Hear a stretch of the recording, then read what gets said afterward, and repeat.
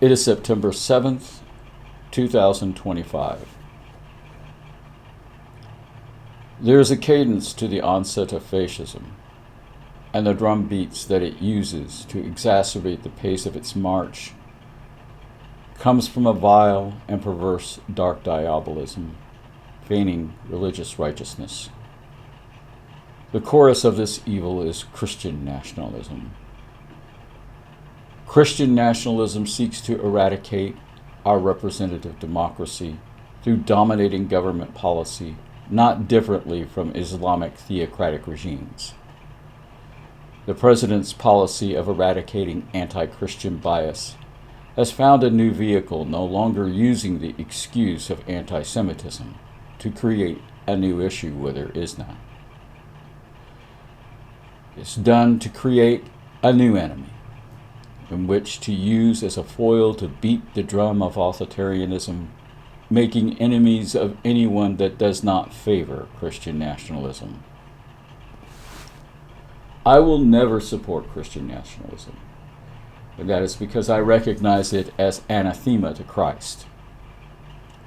I will never value Christian nationalism, and that is because I recognize it as anathema to Christ. I will never grant divine meaning to the vain diabolism that is Christian nationalism, and that is because I recognize it as anathema to Christ. Anathema to any possibility of being anything other than a fascist patriarchal agenda born of a narcissistic vanity, attempting to restructure our nation under a diabolism. This is not religious freedom. It is the state in direct conflict with the Constitution, eradicating it by respecting the perverse depiction of a religion that is all but literally, as Sinclair presciently predicted, wrapped in a flag and carrying a cross.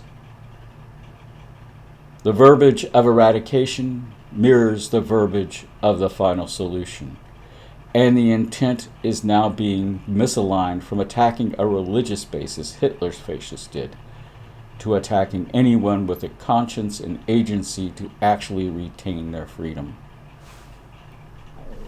The cadence of fascism is beating louder with each passing day. It cannot be otherwise that this presidential order is a threat and establishes respect for a specific religion by name, Christian. Nationally, Christian nationalism. Do not make the mistake of failing to recognize this as an active threat. Eradication is a fascist term, meaning obedience or death. But that is how it's intended, a threat of intimidation.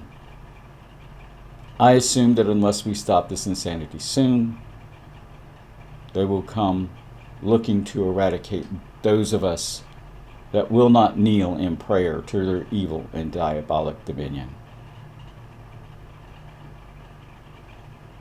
We either stand or we fall. I will stand until I fall.